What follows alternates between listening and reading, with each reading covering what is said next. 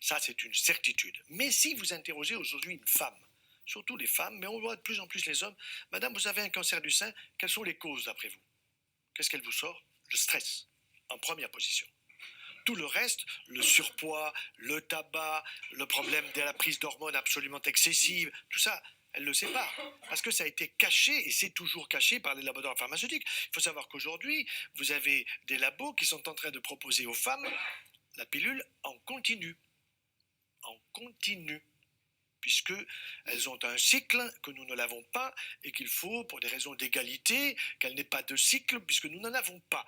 Donc on va leur donner la pilule en continu, qu'elles soient bonnes sœurs ou pas bonnes sœurs, qu'elles aient des enfants ou qu'elles n'en aient pas. Alors le jour où elles en voudront, comme elles n'arriveront pas à en faire parce qu'elles auront les ovaires qui sont à plat, parce que ce qu'il faut expliquer, c'est que quand vous prenez la pilule, vous prenez des doses d'hormones qui sont colossales pour bloquer vos ovaires.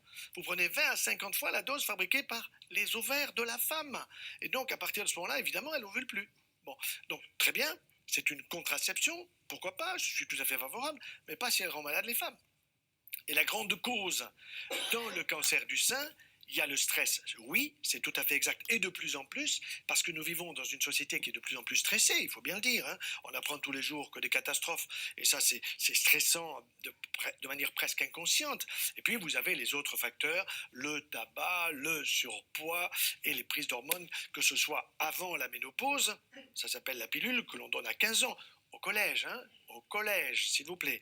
Et c'est distribué, mais il n'y a pas de cahier pour dire j'ai distribué à cet enfant ceci ou cela, et ceci sans que les parents soient au courant. Ça aussi, il faut le savoir. Hein. Ça, c'est le ministère de l'Éducation nationale qui est un objet de propagande des laboratoires pharmaceutiques.